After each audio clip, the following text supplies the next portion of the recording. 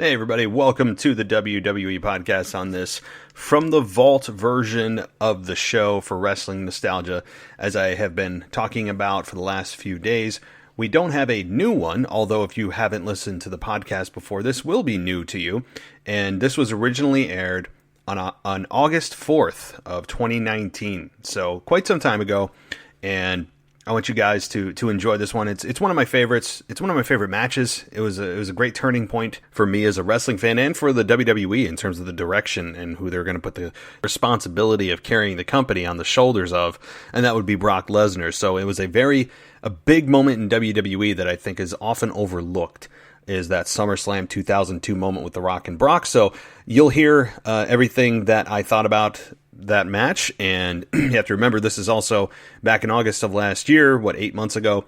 So with that in mind, I had a different intro, and I may have talked about some things going on at that time. So just keep that in mind. And don't forget your NXT, AEW reviews coming at you the next couple of days, as well as back in front of the mic myself with a co-host this coming weekend with a weekend review talking about SmackDown and Raw and what's to come and wrapping up WrestleMania. So that's the next time you guys will hear from me directly.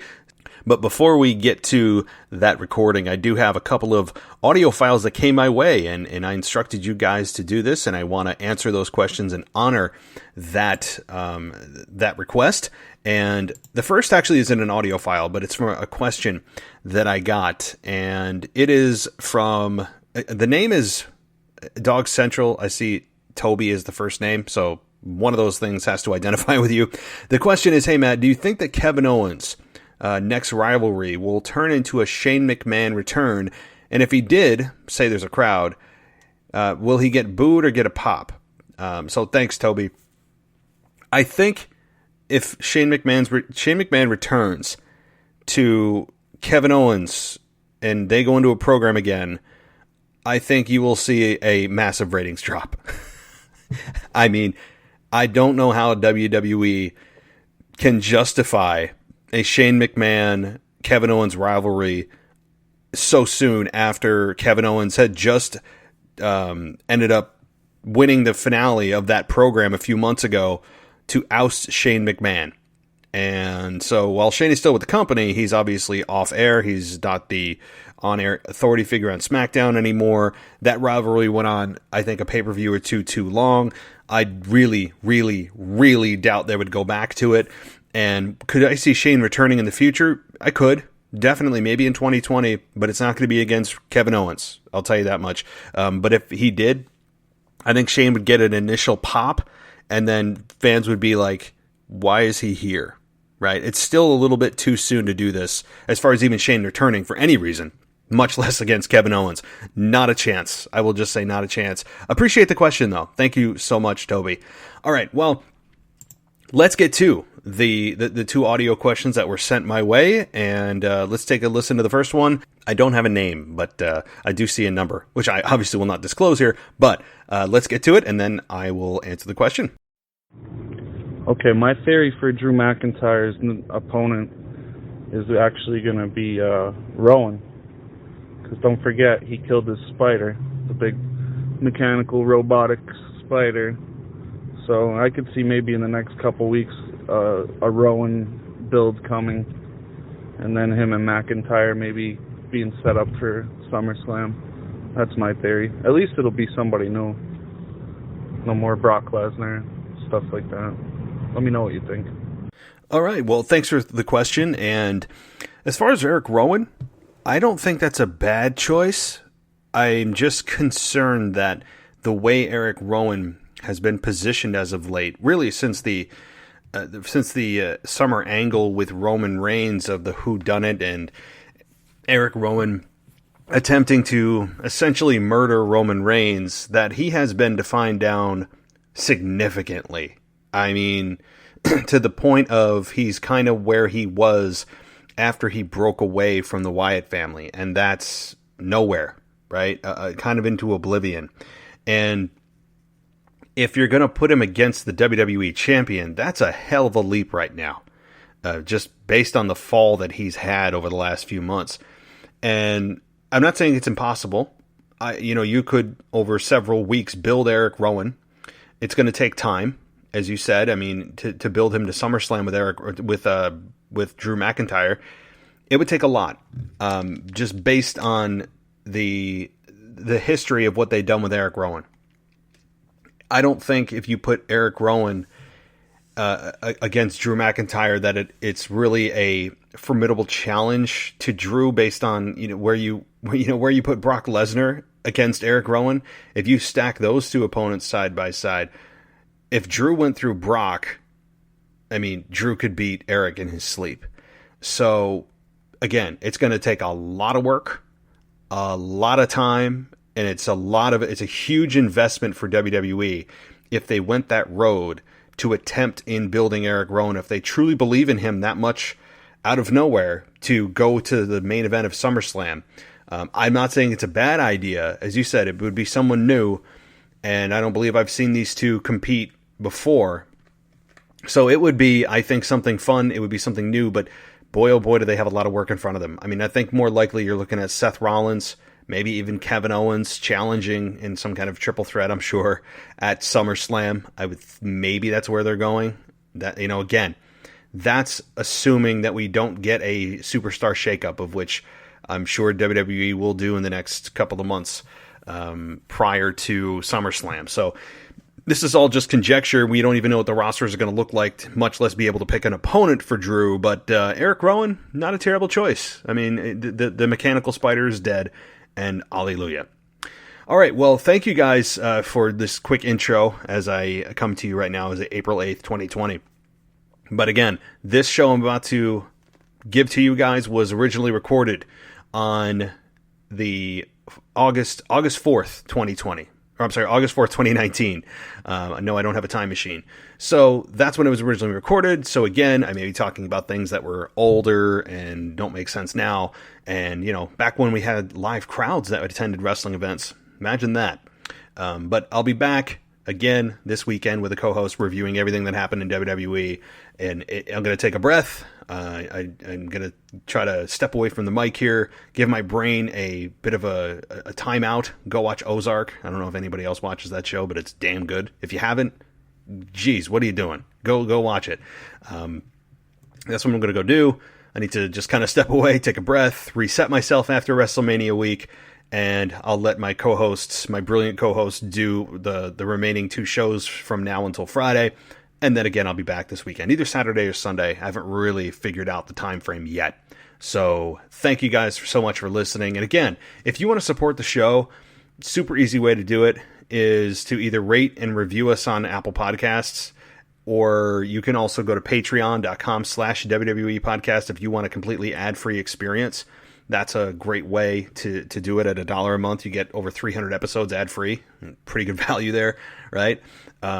Or you can even go to the Support the Show link on the website. And if you click on the Support the Show link at wwepodcast.com and you look at the page, on that page under Support the Show, if you click on the Amazon link, it's just a banner there. All that's going to do is redirect you to Amazon. So if you do shopping on Amazon, all this does is basically tell Amazon we sent you there, and we get a little bit of kickback from whatever you buy. There's nothing hidden. It's just a commission that the show makes from you guys buying whatever you normally would. So if you do shopping on Amazon, just start at wwepodcast.com and click on Support the Show. And right there's a banner for Amazon. You'll see it. And anything you buy, the show just gets a small kickback for whatever you do. There's nothing extra. Again, there's no hidden anything. It's just a simple referral to tell Amazon, hey, WWE Podcast sent you here.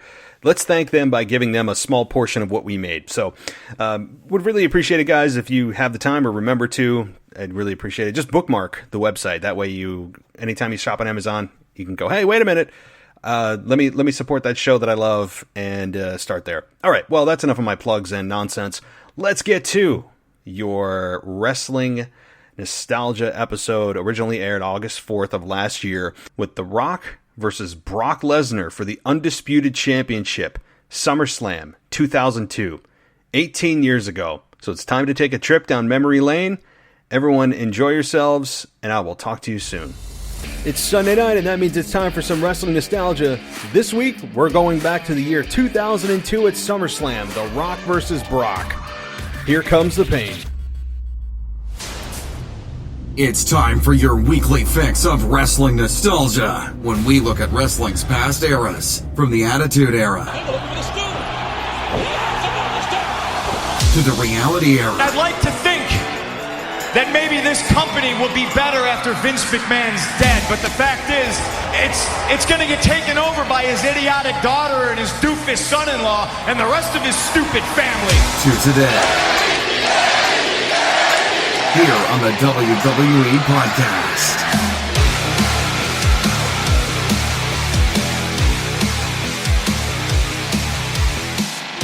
Welcome to the WWE Podcast.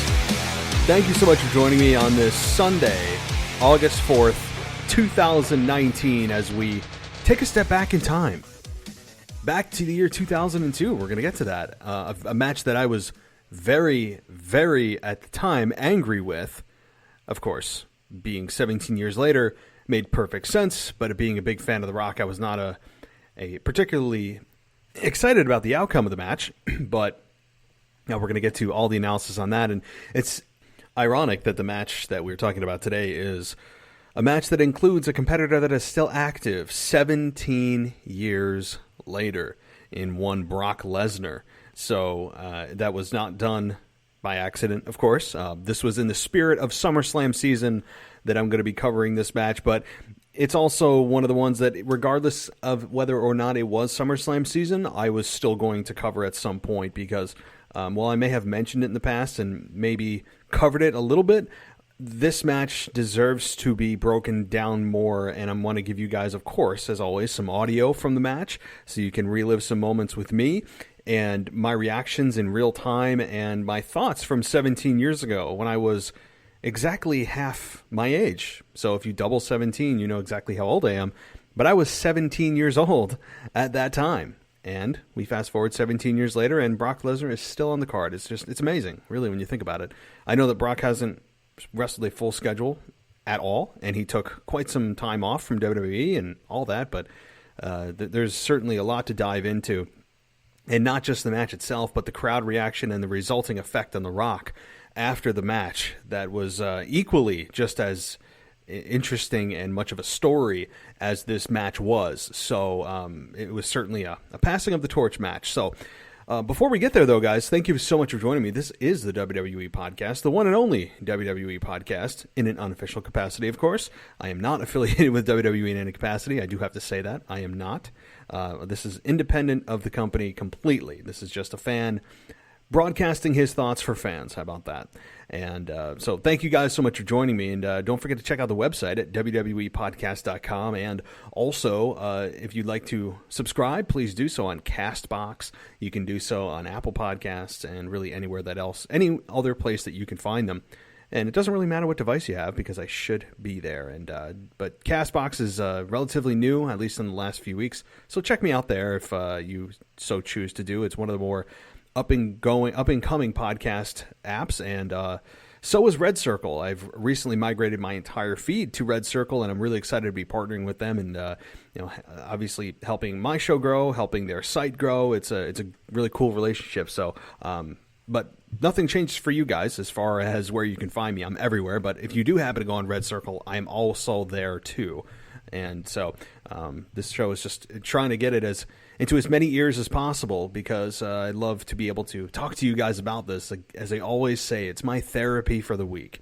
It is my therapy for life and to escape life for an hour or so a few times a week. And so, but just so you guys know my schedule for the week, it is going to be a typical schedule. So today will be Wrestling Nostalgia, and then you'll have Tuesday, Raw review, Wednesday, SmackDown Live review, and Thursday bringing on my co-host, which is Ashley this week, and really excited to have her back and to discuss everything leading up to SummerSlam, including our predictions that will be dropped on Thursday, our official predictions on Thursday for the SummerSlam card that is hopefully not going to rival WrestleMania in terms of length of the show in any capacity. That is certainly not a goal that WWE should try to achieve. For the love of God, please. I mean, when you're falling asleep in the main event of WrestleMania, and I've been watching wrestling for almost 25 years, it starts to really wear on you. I mean, like when you again, it's not desirable to fall asleep during any kind of wrestling event, much less WrestleMania. And that was just I remember just waking up, and I had to do a post show that night, and I woke up and like, oh my god! And the matches, I hear Becky's music playing, and it's not that we didn't know who was going to win, but you had this build and build and build for this match, and damn, I missed 75% of it because I fell asleep during the main event. So hey, but it's all about the numbers and how many people are watching the network and how long they're watching the network for. So it's all about the financials and statistics. So I guess that's where we fall in terms of fans complaining about how long shows are. But one last thing, guys, if you would like to support the show and you don't want to spend any money, well, that's totally cool, because you can go to the website, wwepodcast.com, and if you do shopping on Amazon, go through the Support the Show tab. If you go through the Support the Show tab, you click on the banner, it'll bring you right to Amazon, and all it does is kick back anything that you purchase on Amazon a little bit back to the show. Doesn't cost you anything extra. All it is simply tagging the show from whatever purchases you make. So it really does support the show, and I thank everybody who have done so far. I do see it. It does make a big difference. Thank you so much. And we all love Amazon, including me. I mean, Amazon's like one of those deals that, like, if you have a significant other and they like Amazon, you're guaranteed to see an Amazon package at your doorstep, like once or twice a week. I mean, it's just one of those things. But Amazon's a dangerous game. Amazon is a very dangerous game, especially when you're laying there and you're like, I wonder how much this is on here. And I bet you, let's see if they have this. Oh, you can buy with one click. Oh, I mean, it can be dangerous. So I totally feel you. But if you'd also like a ad-free version of this show, you can go to patreon.com/WWE podcast. You get a shout out on this show. You get exclusive content. You get ad-free everything. Ad-free top to bottom. No plugs. Nothing. Just a ad-free, smooth listening experience over at patreon.com/WWE podcast. So just two quick ways to really support the show if you do like it. And I really do appreciate everybody who have done that, and the Amazon link, everything else. So, all right, let's get right into it. Let's talk a little bit about the match here, and just kind of the preliminary stuff, and kind of setting the table here. Brock Lesnar debuted in 2002. He was the infamous class that came up with John Cena and Batista, and from OVW. Ohio Valley Wrestling. That was their developmental before NXT was even a thing, even a twinkle in Triple H's eye. OVW was their developmental system, or territory, for lack of a better term. So that class was one of the most star-studded classes to ever come from OVW. Brock Lesnar, probably the biggest name to come out of that. And he burst onto the scene. I remember when Brock Lesnar first debuted. I believe he got in a program with the Hardys. And he came out and he was ragdolling Jeff Hardy around and Matt Hardy around. And it was striking to see. And Paul Heyman, who we all knew from ECW, was the advocate or the manager or whatever he wanted to be named at that point of Brock Lesnar. He was saying Brock Lesnar was the next big thing. That was his tagline. He wasn't really the beast yet, okay? He wasn't. There was no Suplex City. That didn't exist. He was simply known as the next big thing. And the sheer size and athleticism of Brock Lesnar was enough to grab your attention. He didn't even have to say a word, and he grabbed your attention. Who the hell is this guy? Who is this guy? He's running through people like a hot knife through butter, and booked as a heel, rightfully so. He's the new guy that's coming through, making a name for himself at the expense of all of the established stars that we have sat through the Attitude Era with and come to know and love. And I remember specifically that program with the Hardys, and it was a demolishment of Jeff Hardy and Matt Hardy. It was rough. I mean, I remember when chair shots were still a thing. They hit Brock in the head with a chair a couple of times, and he didn't go down. He was that kind of stuff. And so he grabbed your attention immediately. And he still had Paul Heyman as his mouthpiece. 17 years later, Brock still has Paul Heyman as his mouthpiece. It's a combination that doesn't really ever get old. I know that I say I want Brock to do new things, and last Monday night he did. Last Monday night he actually came out and destroyed Seth Rollins, so I like that. It's not just him coming around, bouncing around, and doing weird facials, okay? But back then it was essentially the same formula. Brock burst onto the scene, destroyed his opponents, and at some point you're thinking, can he just get to somebody that can go toe-to-toe with him? I need somebody to shut him up. I need to see him go one-on-one with somebody that can handle him, somebody that's been here, our top guy. Let's see it. And what do we get? We get Brock Lesnar going one-on-one, you guys know where I'm going with this, with the Great One.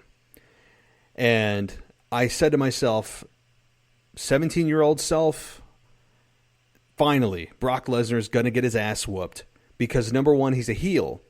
And even then I was smart enough to know, at my 17-year-old self, a junior in high school, to know that heels almost never win without cheating.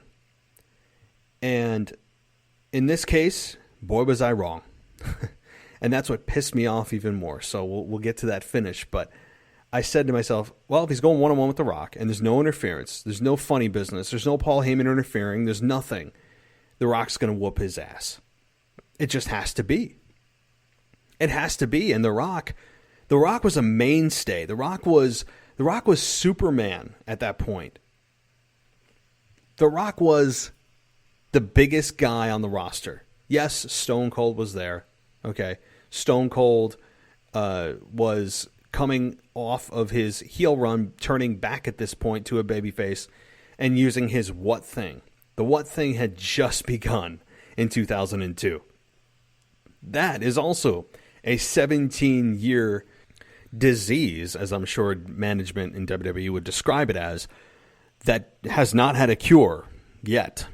And so it's still well, and it's alive and well. That disease is just, maybe it's incurable. But it started in 2002 and originated with Stone Cold Steve Austin. I think we all know that. But that's, in terms of the landscape of WWE, the top guys were Austin and Rock. Now, it's kind of a shame that we never got to see Stone Cold and Brock Lesnar go one-on-one. We all know the infamous take your ball and go home Austin walkout that happened in 2002.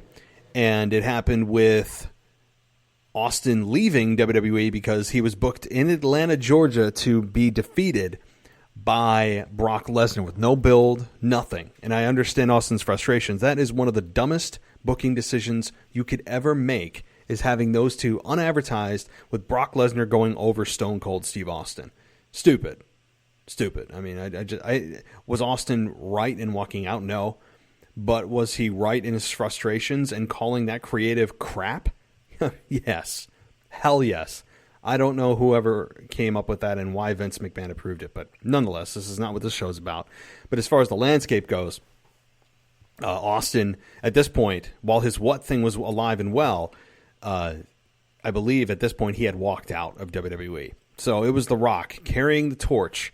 He had even come up on the roster, and I remember he cut a promo after Austin left and said, you know, Austin took his ball and went home, and you can get the F out, and all this stuff. It's for slights at Austin, and this was the guy in WWE, the man, not Becky Lynch. This was the true man, the real man, The Rock, who was your top guy.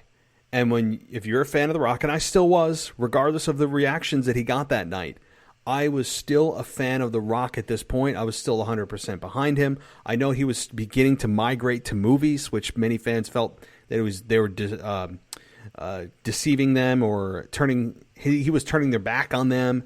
And I didn't feel that way. I didn't like when he left, but I wasn't pissed when he returned, and I didn't feel like he was a traitor, like many fans did.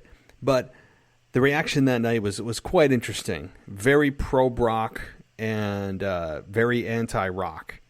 And so that was, it took me by surprise, and I was thinking to myself, what the hell are these fans doing? Like, why? Why? And now I see why. In my elder years of my life, if this was the same scenario today, and it was the long-standing babyface that represented the old version of the WWE, older, and you had this up-and-coming guy that was a monster, and you knew something was there, this guy's going to be huge, why wouldn't you want to be a part of it? You're supporting the change, right? You want to be a part of something that is igniting the change in WWE. You're going to cheer that guy. He was so much different and was presented so much different and looked so much different than anyone else had previously. Anyone. Could he talk? Not really. Brock gave some pretty bad promos. He's not great on the mic. But look, you have Paul Heyman solve that problem real quick. So, now looking back, so that's kind of the setup in the landscape. You have WWE's number one guy, because Austin was gone at this point, taking his ball and going home. And you had The Rock carrying the torch with the undisputed championship around his shoulder. And you're thinking, no. If it's one-on-one and no funny business, The Rock is going to beat this guy and shut him up and finally stop Brock Lesnar, the next big thing. All right, so what I want to do is, of course, bring you guys in a little bit. I'm going to give you the audio. This is about a minute and a half, so a little bit lengthy, but worth listening to. The reason I say that is because when you hear the crowd reactions for The Rock and Brock, remember, Brock was the heel here.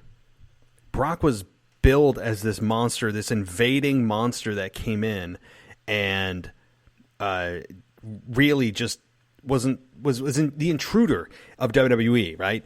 You want to see somebody take him down, and The Rock was the babyface. Well, not this night. Again, this was in the Nassau Coliseum in Uniondale, New York. Us good old New York fans always got to make sure that the heels get cheered. So you're welcome. But this was a trend that continued. It wasn't just those non-traditional fans. You know, this is Bizarro World. No. This trend continued. This trend certainly continued. So we're going to get into that too. And don't forget too, before I get to this audio, this was a card that I want to read you quick, and you're going to be like, oh my God, I forgot about that, right? And especially with the last match, well, the second to last match. So it was Spike Dudley versus Steven Richards. Remember that? Remember Steven Richards? Good old White Sox, right? He was in the RTC, Right to Censor. Kurt Angle defeated Rey Mysterio by submission. Ric Flair defeated Chris Jericho by submission. Edge defeated Eddie Guerrero. The Un-Americans defeated Booker T and Goldust. Rob Van Dam defeated Chris Benoit. The Undertaker defeated Test. Shawn Michaels defeated Triple H in an unsanctioned street fight. And that honestly is probably worth discussing at some point too, because of just how awesome that match was from Shawn Michaels' first match back, and ending with Triple H trying to paralyze Shawn Michaels. Great stuff. And then obviously Brock Lesnar defeating The Rock for the undisputed championship. And one thing I will note as I'm looking down this card here, no triple threats. Amazing. You can have a pay-per-view that has no triple threats. There's no booking crutch. It's not everyone gets a prize for being on the card. For, oh, well, you showed up, let's stick you on the card somehow. It's who deserves it. What do the storylines call for?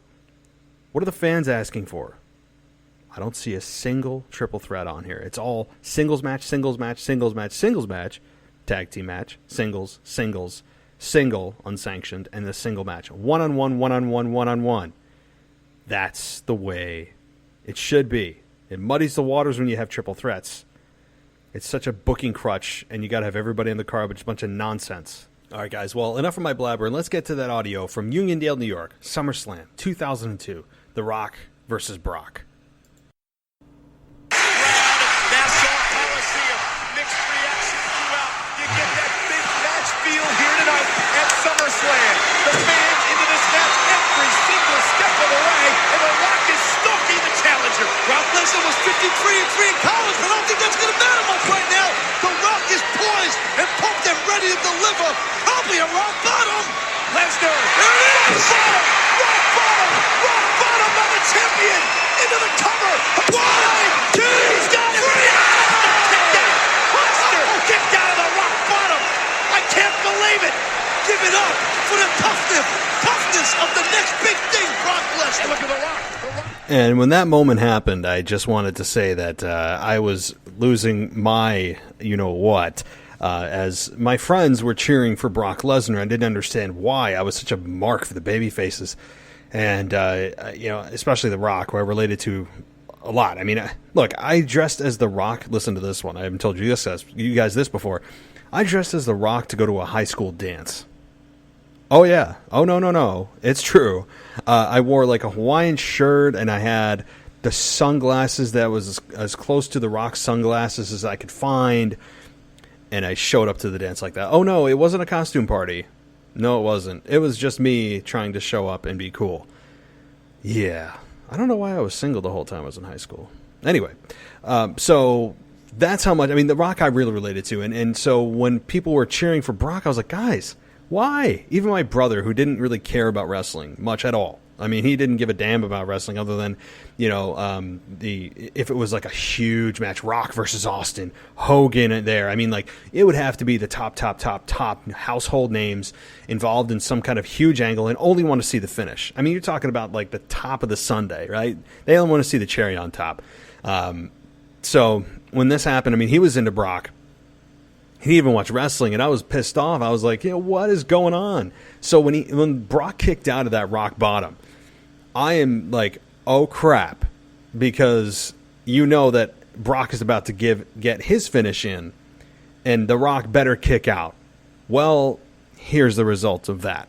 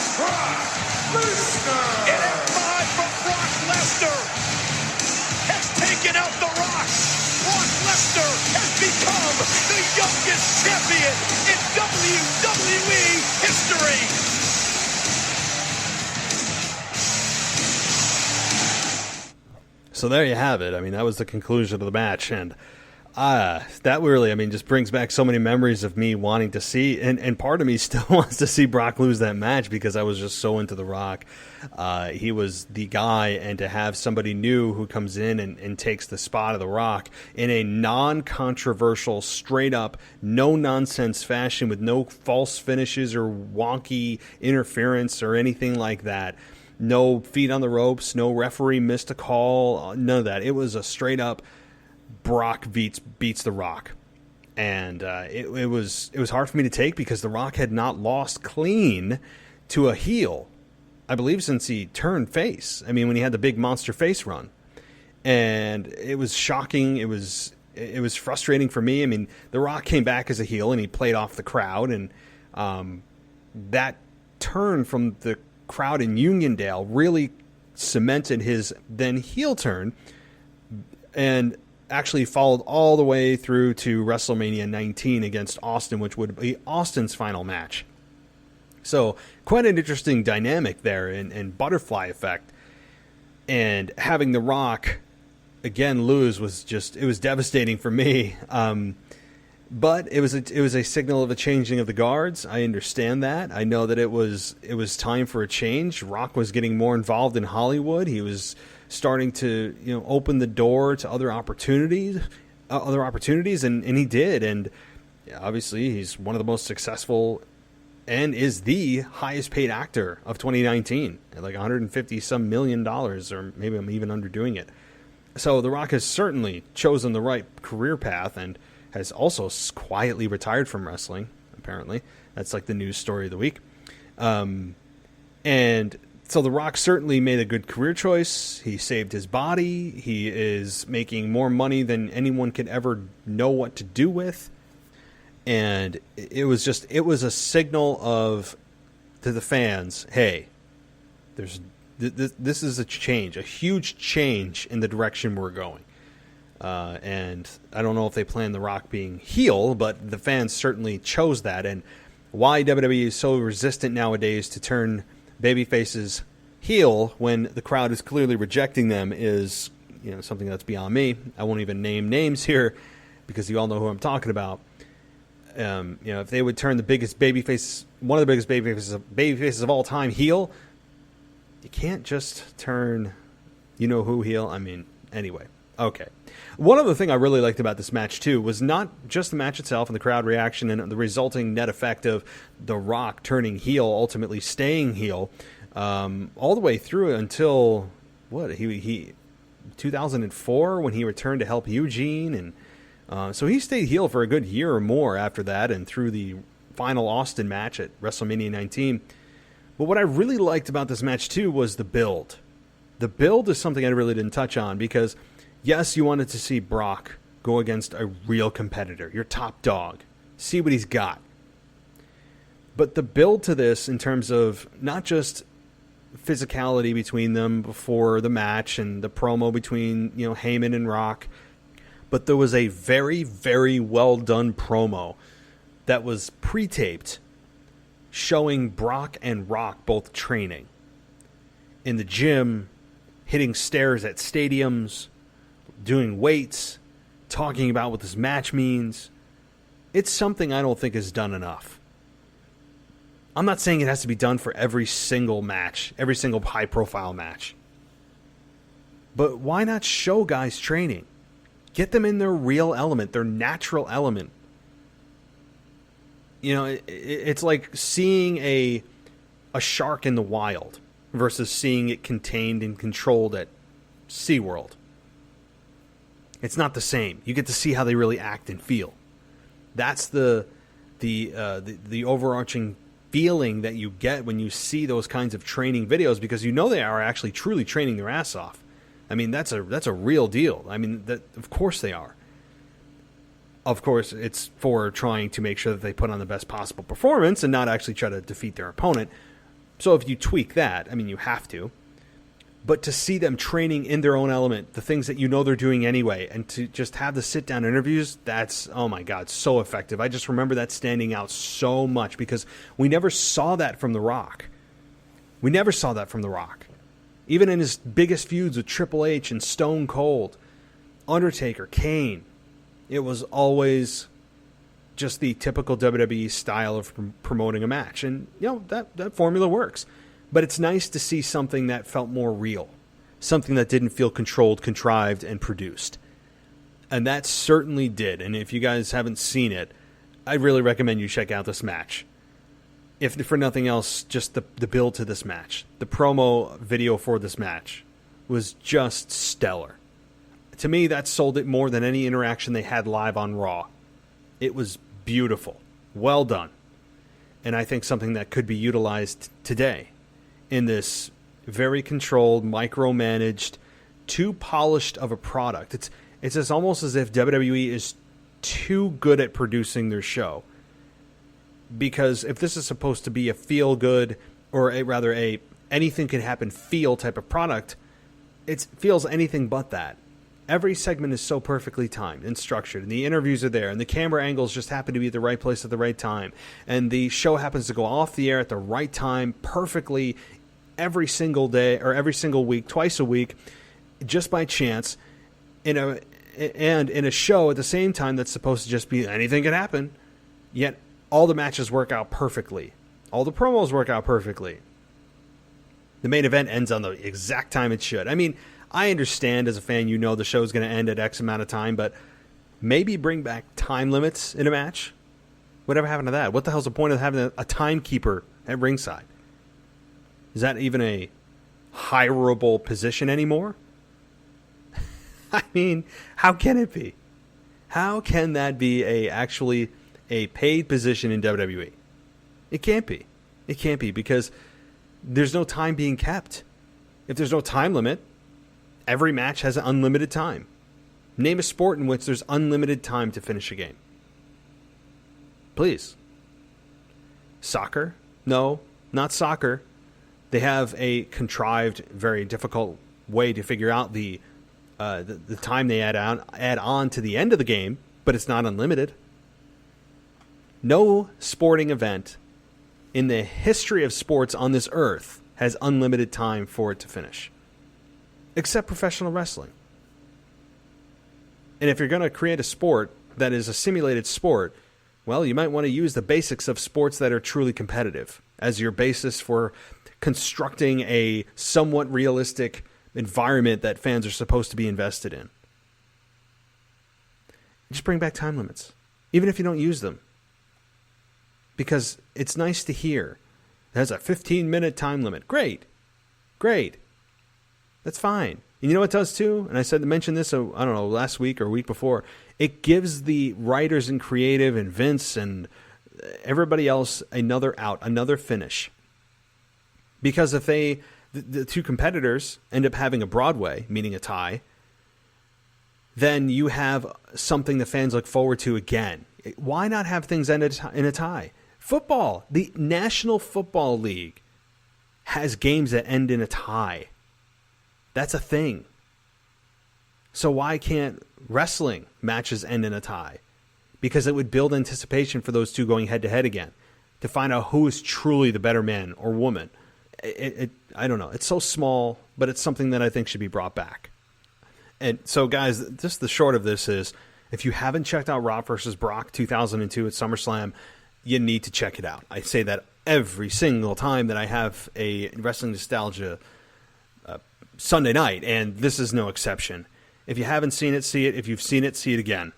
It's just so well done. The match itself, too, was, by the way, I didn't really get into the nitty-gritty of the match itself, but it was very physical. These two worked very well. They clearly rehearsed a lot beforehand and got a lot of live time with each other, and that's key. They did very well, and just so well done. And the crowd reaction was also spot on and really added to the match, despite my unhappy and disagreement towards the reaction of the Nassau Coliseum that night. So, all right. Well, guys, I'm not going to head out yet. I do want to go over some of the news coming through on this Sunday night, because there seems to always be news coming through on Sundays. I don't know why.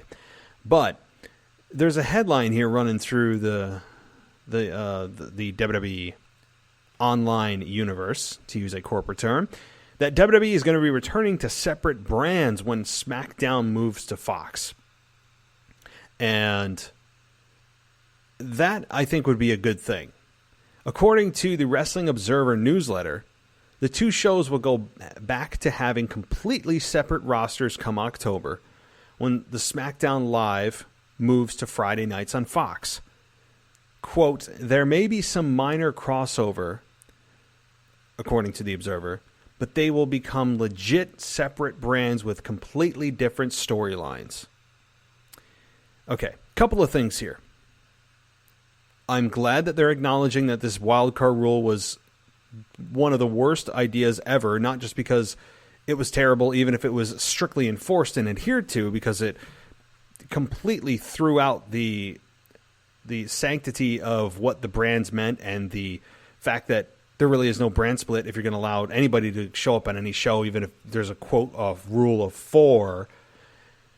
But it muddies the waters and doesn't make the two worlds special when they collide. So, the problem I have with this, though, there's going to be some minor crossover. If that's the case, if that's the language WWE used, that the quote, there'll be some minor crossover, well, then there you go again. It's a very slippery slope. Because once you start having talent crossover, they don't feel separate anymore. It's not special. We've seen it over and over and over. And WWE not able to control themselves and help themselves. And they panic when ratings fall. And they want to, oh, well, let's just bring everyone together. That's going to help. That's going to help. But you're shooting yourselves in the foot. You're kind of cutting off your nose to spite your face. Because what you're doing is essentially saying, oh, there's not enough star power. We got to bring stars over. But we have to build stars. And how are we going to do that if the stars that we have, the small amount of them, are on both shows? How are we going to actually build new stars that can sustain the brand that they're on and not have to rely on these crossover stars to come in?